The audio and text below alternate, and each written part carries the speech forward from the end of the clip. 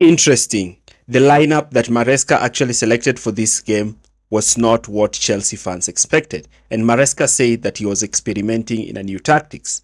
Now Chelsea have always lined up in a 4-2-3-1 structure, but this time Maresca decided to start Gusto in the right back position, and Gusto, who has been out of form, who has not been very great attacking wise and defensively. Rhys James in that midfield position where he had players like Lavia and Andre Santos in Chelsea's bench. Rhys James, who's also not quite comfortable playing the inverted fullback role and is not quite aware of playing that defensive midfield position. Another error that Maresca made with his lineup is the deployment of Palma as a right winger, and a right winger, a position that Palma does not play because Palma is an attacking midfielder who wants to have that space in between the lines, roam around, receive the ball, and look to create. And the other was starting Pedro Neto as a left winger, making Neto to have his outer foot down the left and actually limiting Neto's threat in the team. But Flamengo's 3-1 victory over Chelsea is a case of a team beating Chelsea at its own game. And credit needs to go to Flamengo to how they managed to deal with Chelsea from the onset. And this defeat did not just come as a simple defeat, but rather mounting banter and humiliation from the Flamengo fans towards the Chelsea fan. A game that Flamengo had really bayed about throughout the season, how they were going to face Chelsea in the group stages. But how did Flamengo do it? What did Flamengo do to actually turn around the game and get all the 3 points, as well as getting a resounding victory over one of the best teams in English football? What is this that they actually did? And in our video today, we do an in-depth tactical analysis of Flamengo 3, Chelsea 1, understanding the tactics that both managers used and the strengths that both managers displayed. If you are new to this channel, do not forget to like, share, and subscribe to this channel for more videos like this. Let's proceed. Now, from the 60th minute, Flamengo just changed the game with a nice equalizer, then following it up 4 minutes later, going 2-1 ahead. And then, coupled by Jackson's red card, the game was taken away from Chelsea in a split second. So how did that happen? Maresca experimented Chelsea with a new system, and he also talked about it, which is he tried to use fullbacks who generate the width, but using Palma and Enzo Fernandez as inside forwards while using a front two of Neto and Dilap. Maresca's system heavily relied upon width generated by the fullbacks rather than the wingers. And if he's playing in this system, it would have been a bit better if Lavia would play in midfield instead of Rhys James, and if Rhys James played in that wide area instead of Gusto. Chelsea heavily relied upon building through the right, and through the right was where Palmeiras was very strong because they managed to close down Gusto whenever Gusto receives the ball. And since Gusto was not comfortable with the ball in this, receiving the ball to his feet in these zones, the fullback would pounce on him and force Gusto to play it back or actually lose possession if he attempted to play the ball in field. And that is what happened when he attempted to play the ball to Moises Caicedo in that situation. Gusto attempts to play this ball, but Jorginho is able to read the game quite well. Jorginho, who was covering Cole Palma, can spot that the ball is about to be played to Caicedo. And Jorginho moves, wins the ball ahead of Caicedo.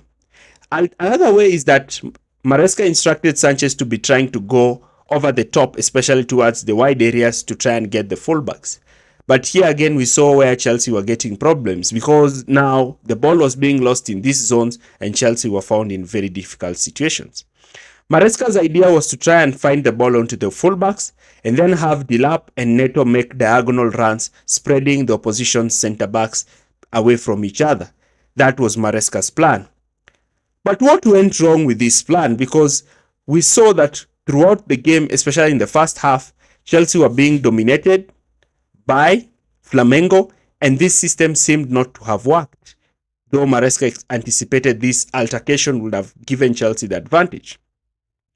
One problem is that Chelsea were heavily relying upon width from the wingers, and in this case, the wingers were deeper. So when the wingers were deeper, they were not pinning the fullbacks deeper. And because they were starting wide, the opposition would just commit their wingers onto them. And then moving into that back front two structure with Dilap and Neto playing in those half space positions, and Palma and Fernandez playing slightly deeper and in slightly wider positions in those inside channel positions, created problems for Chelsea, in that Chelsea lacked natural width high up the pitch. And also, having this kind of system made it so easy for Flamengo to actually outnumber Chelsea, by Flamengo using their 4-4 to try and press Chelsea, having players like Jorginho catch tight on players like Cole Palmer, and having Gusto in this wide area who's not so good when it comes to actually dominating the ball. And this made Caicedo to even start dropping deeper to try and even things out for Chelsea. Reece James remaining much deeper in pitch, ready to receive the ball and play the ball to Fernandes, while Cucurella was being tasked to play more of a conventional fullback.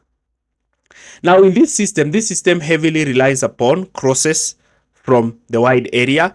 And if you have fullbacks who are not so good in those wide area crossing, then you do have a problem in those kinds of situations, as Chelsea faced it down the right. Because Gusto was not so quite strong attacking wise in this system, Flamengo would allow Gusto to receive the ball because they knew that Gusto was quite limited in this role. So Gusto will either try to play the ball to Palma, which will be lost, or play the ball back to Jackson. And when Flamengo will receive the ball, they will now have a 5v3, a 4v3 in attack, as they were now looking to make those counter-attacking runs against Chelsea. That's how Chelsea conceded the first goal. And Maresca seemed to have not realized that his new innovative tactic, was not suited for this game, but rather for a preseason game. Maresca's system wanted to have 4 players ahead with a man-oriented man-marking system far high up the pitch. Maresca wanted to use his midfielders, especially his deep midfielders, to progress with the ball forward and have his forwards making those diagonal runs. And here is where the problem came. You see, when you don't have a player like Lavia in that midfield who's able to dictate the game, then you do have some problem. Because even if now the ball, Maresca wanted Fernandes to receive this ball in this inside channel and look to play the ball for the runs of Dilap and Neto. And in the first half, it really looked dangerous when Chelsea got the ball because they were able to isolate these centre-backs 1v1. But once Flamengo understood how to stop Chelsea, and this is committing their 2 forwards on the 2 centre-backs, and then also committing their fullbacks on Chelsea's fullbacks, it became so problematic. And then Maresca trying to use Cole Palmer to hold on to the ball, and Palmer receiving the ball in a wide area where he's not quite great, unlike having Palmer receive that ball in between the lines. Also, the use of fullbacks and not wingers in those wide areas made Flamengo's fullbacks quite comfortable when it comes to the attacking zones of the pitch.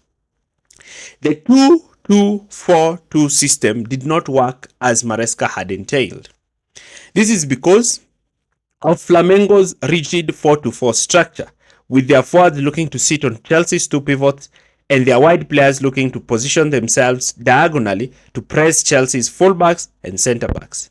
Gusto in particular, whenever he received the ball with acres of space, was not able to make a perfectly weighted pass ahead for his wide players. And even if he did, you now found players like Neto and Palma receiving the ball in those wide areas, looking to try and have cutbacks in these kinds of zones. Now, without the ball, Chelsea were looking to try and press with their usual 4-4 structure. And this was problematic because now Flamengo used the same tactic against Chelsea. And what was that? Flamengo were trying to use their goalkeeper as the deeper player during build-up, and they actually had natural midfielders at the base. Their goalkeeper was so clear.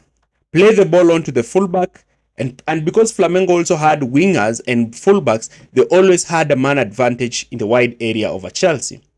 Their main aim even sometimes was to play the ball over the top and try to isolate Chelsea's centre-backs 1v1. And in this situation, you find it. Chelsea are actually having two centre backs defending two forwards, which is a very, very bad situation as a manager. You must always have a +1 in defense when you're looking to press. Chelsea were also quite slow in their press because they heavily relied upon Fernandes and Palmer to cover the wide areas, who are natural midfielders in those particular positions. And once the fullbacks had the ball, Chelsea's midfield was left open. Flamengo could receive the ball in between the lines and immediately have acres of space to play the balls in behind, as they had sucked in Chelsea's centre backs out of position. When Chelsea also had the ball, Flamengo's forwards were so aggressive into pressing the centre backs. And because Chelsea also did not have an extra player during build up in this situation, the centre backs were constantly under pressure and they were bound to make sloppy passes in between the lines.